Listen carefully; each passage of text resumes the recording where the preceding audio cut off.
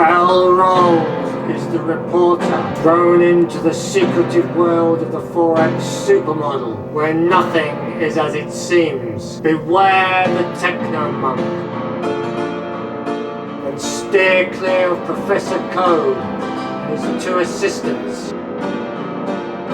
Give the senior trader a wide berth, and don't expect any sense from the risk manager.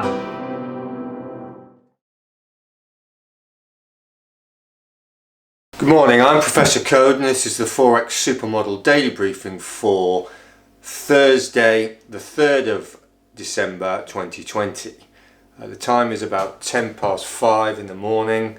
European session just starting, Asian just finishing, and North American are lunchtime. So let's have a look at the flows for yesterday then. So Wednesday, let's have a look. So we've got pound yen on the negative,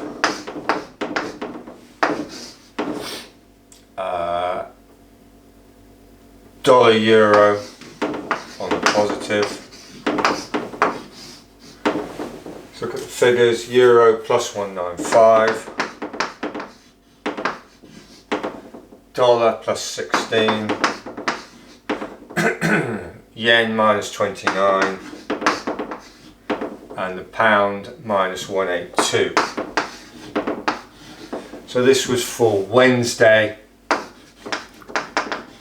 2nd of the 12th, which was yesterday, and we had an opposed positive driver in the euro, so it was opposed by the dollar.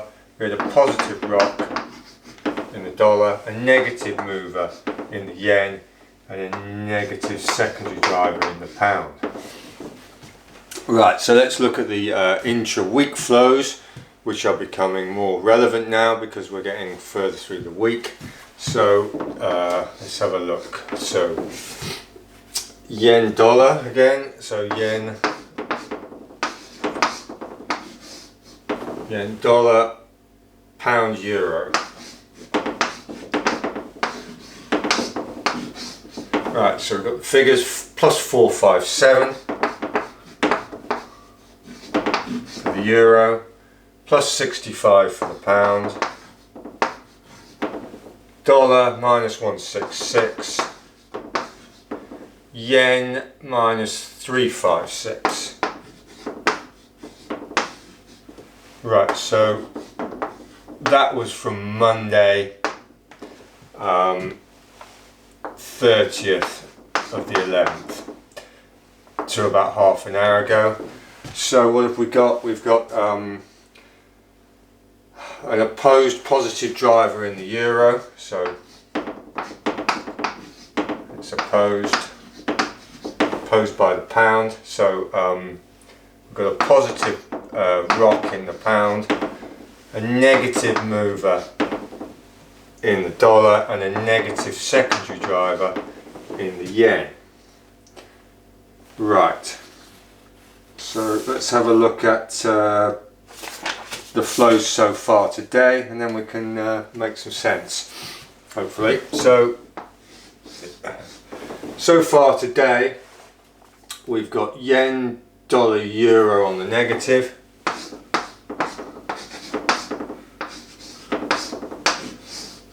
and we've got pound on its own on the positive. So, and the pound was plus 70, the euro was minus 3, the dollar was minus 18, and the yen was minus 49. So this is today, Thursday,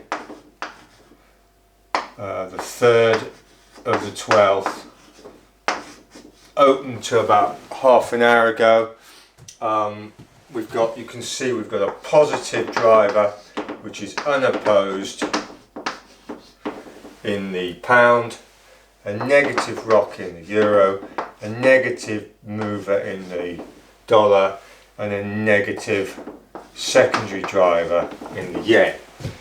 Right, so let's try and make some sense of it. Just a quick update before we do that. Our pound long positions, 20% hedge long, have come back to about 1840 points to the good. So we're up 1840 points, having previously been way over 2000 and down to as low as probably 1400 and change. So there's a fair bit of swing over the last week or so, but we're now, as I said, back up to our positioning of about 1820 plus 1820. Right then, so let's make some sense of this then. So yesterday we had opposed positive driver in the euro at a 195. It was driving negative flows into mainly the pound. You can see that the yen and the dollar were fairly static, dynamically static, that is. So that's what we had yesterday. We had euro strength and pound weakness in terms of the flows. So let's look at from an intra-week basis. Again, we've got euro. Excuse me. Again, we've got euro strength, but it's opposed this time for the week. So the euro was the strongest, and again, the negative opposing flows. These are going out of the yen, as opposed to yesterday out of the pound. So, and the pound and the dollar are relatively static, although the dollar is quite weak at 166. So throughout the week we've had euro strength and yen weakness. And as I say, the yen weakness quite often is off the back of equity rises. And then looking ahead of what we've had today, we've had so this is from the open today to, as I say, about half an hour ago, the most up-to-date flows we've got. So we've got an unopposed positive driver in the pound at plus 70, and so everything's negative going the other way. No backdoor flows at all. So we've got predominantly pound strength going in and coming out of the yen. So we've got yen weakness, a bit of dollar weakness, and the euro is fairly static, saying I'm okay where I am. So that's the sort of base scenario of what's been going on. Like I say, this week it's just littered with significant data prints. So the market's going to be knocked around fairly consistently with on data headlines. So let's rub out and let's get off the fence and have a go at what's going to be moving today then. So right, remember that when you get an unopposed positive driver, in this case the pound, albeit on short-term flows this morning, then that says one of two things. It says that either the pound is peaking, it's going to be a short-term top in the pound, or it's the start of manoeuvring for a ramp up in the pound. Now, so looking at the overall picture, what have we had over the week? We've had these are the intra-week flows. The pound has obviously come back. The pound has weakened, and it's come back to the positive rock here. So it's at plus 65 for the week. So it hasn't really moved from Monday opening much, just slightly held its ground at plus 65, but it has come back to that position from being a lot higher due to all this mixed Brexit noise. So the most likely scenario we feel is that this doesn't represent a short-term top in the pound. It represents the start of another ramp up. So we're going to be looking to be pound positive, although it is acting as the positive rock. So it's just coming into the positive gearbox in terms of complex flows. So it has the potential to start going up the gears, and that's what we'd be looking for. So if we put the pound in there, we think the pound is going to be on the up. Let's look at what else is happening. So notice that yesterday the dollar was reasonably strong, or just slightly strong, but overall in the week the dollar has been weak, semi-weak at -166. So the dollar is in that situation, and the dollar is obviously fully linked, as all the complexes, to each other. But so bear that in mind. Now the euro